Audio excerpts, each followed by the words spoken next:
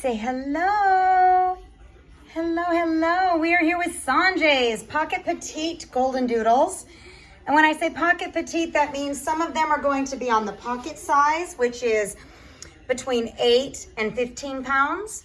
And then others are going to be around that 16, 18 pound mark, which is technically our petites. So we call it pocket petite until I know exactly where we are here. But Sanjay herself is a pocket size. She's just really, really fat. And Daddy is a toy poodle. So we should be seeing that, anywhere between, I would say 10 and 16 pounds. So I will know by next week really what we're looking at. We need about another week. Okay, I'm just gonna dress this right off. My finger, you'll see in all the pictures. My finger is in all the pictures, guys, I'm sorry. Me versus paring knife one. Yeah, just one of those things. I was hungry. So, grab the good old glue. Got it all working out. All right, this is a litter of 6. They are all a red.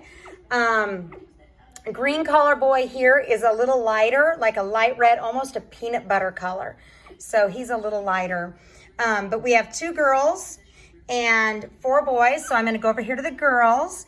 Little pink color girl. And I say little, but she's actually the biggest of the girls. And I would say the second biggest of the whole bunch. As in, mainly, she is just chunky. I mean, very good eater. Yes. Next, we have our purple collar girl. Say hi. Hi, baby girl. Okay, and I'm going to go through their coat textures when I'm done with everybody.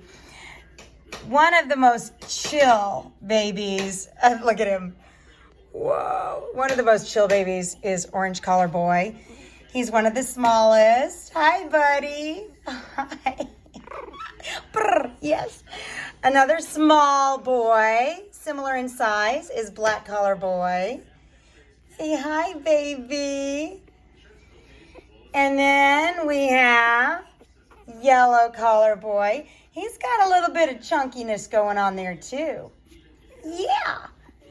And then finally, the biggest of the litter, and I mean by big, I mean he's definitely still going to be a petite size, but he is fat and just big. And I would say the absolute most laid back of the entire litter is dark green boy.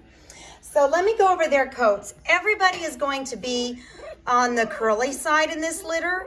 Some are going to be a little tighter curl and have more fleece than others.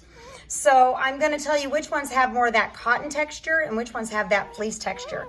So our purple girl here is going to be a little more on the wavy side, and she has more of a cotton texture. Orange collar boy is a little more on the soft cotton texture. He's got a lot of curl right here, but not a lot of fleece. Yellow boy, also same thing. Cotton, not much fleece, a lot of curl here. And then, let me feel here. I have to feel him again all the time. You know, green is a little more wavy, but definitely some fleece in there. Yeah. And then yellow has a little more cotton texture, just a touch of fleece. But you can see everybody has, except I would say purple doesn't have as much.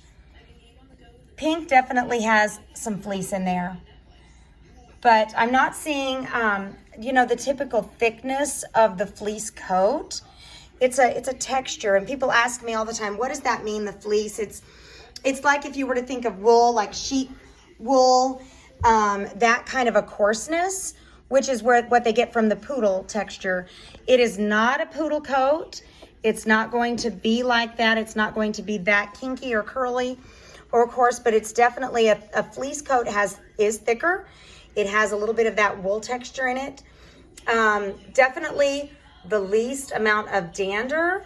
Now, all of these are non-shedding. All of these are considered hypoallergenic, but you're going to have some, a little bit of dander in there, unless you have more of that fleece. The fleece has less dander. If you have someone with saliva allergies, the more fleece that's in there, the more curly coat, then the better it is for someone who has saliva allergies.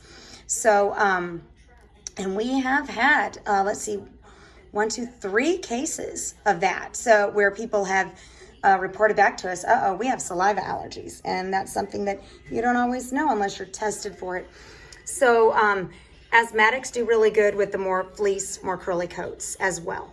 One thing to always keep in mind is that the thicker the coat, the more curly the coat, and even any kind of doodle, a lot of times reactions can be the doodle, when they go outside, they pick up all kinds of stuff outside. They'll pick up dirt, they'll pick up leaves, twigs, things that people are actually allergic to. And then when they bring them back inside and you're snuggling up next to them, you start sneezing. So brushing, keeping your lawn groomed, things like that really do help. And keeping your dog, you don't want to overbathe them. I did have someone who was kind of bathing their dog like twice a week. That's going to lead to some skin issues on your dog. You need to let them have that time and break in between cleanings. But keep that in mind, that your doodle can bring in stuff from outside that are allergens that could cause you issues. So you need to address every part of that. The soft cotton coat is still going to be a thick coat. The fleece coat is generally one that you see a little shorter because it's hard for a groomer to get a guard through that coat to go ahead and groom it and cut it. So a lot of times if you're not scissor cutting, you will see fleece coats that have been shaved off. No biggie, guys, the coats grow back. They are constantly growing. And so even if you shave your doodle, 3-4 months, you're gonna have that coat back. So look, this is this is our first video here on these babies, and they just don't do much here. No. I'm trying to wake them up, guys. They're just not gonna wake up for me. This is our first video, our 3-week video, yeah. And we just don't do a lot during this video. So I do a lot of chit-chatting. Yeah, you're gonna respond to the toy, aren't you? Anybody else want it? No, we're just too tired. We're just too tired. Okay, hi. Next week, you'll notice the biggest difference. They'll walk around for us. We're just not doing too much. Yeah. They were sunbathing earlier. Yeah, hi. And yes, they are as soft as they look. And they're chunky. I mean, this is a good size litter for Sanjay, being such a tiny dog. And these are good plump. They all were born a really good size. And they're all eating really good. Even the little ones here have a nice fat tummy. So my son calls it chubby tired. Once their tummy's full, we're chubby tired. That works for people too. So on the coats, we'll keep looking at that. Next week, I'll have a little more idea. As the coats grow longer and I could really get my fingers in there, I can give you a little better estimate as to what we're looking at. But the backs are all gonna look fairly similar. They're all gonna be like a wavy, shaggy dog look. It's the faces, and you can like maybe tell here between purple versus black collar. You can see that tight curl right here. Yeah. Okay, guys, so they've had their first preventative deworming, and we will go ahead and be introducing gruel to them during this next week. Gruel is their first food, aside from mama, and it's our own little mixture of just some different things. Our premium food, nutritional supplement, milk replacer, warm water, all blended up to a nice oatmeal consistency. I know that some, especially first-time breeders will use they'll just water down food. We need them to have a little more nutrition, especially with a mama that we're continuing to breed, and we're going to be cutting off their nursing supply once mama decides she's kind of had enough. And so we want to make sure they're getting the best nutrition possible, and adding all that into that gruel, as we call it, gives them everything that they need. So they'll be starting that this week. Next week, they'll have another deworming preventative. And then the week after that, week 5, we're gonna have our temperament testing. So next week, you're gonna see them walking around. I know right now they're just little potatoes just laying here. But hopefully you can also see them next to their toys, which I try to have the same type of toys out each time. I also try to, this is our Lamgo Longhorn, try to let you see how they grow next to their Longhorn each week so you can see what they're doing. But aside from my finger here, you can maybe see with my hand, 3 weeks old, and we're very tiny. This is just a small litter. Actually, what do you think, Jess? They're not too much bigger than Poppins babies right now, are they? Poppins babies are almost a week old, and these babies they're just small. Look at you. All right, I'm gonna let you guys go. And next week, we'll see them walk around a little more, talk more about their coats, talk more about getting your area prepped for them, because guys, next week, it's halfway there. I mean, already halfway there. It goes really fast.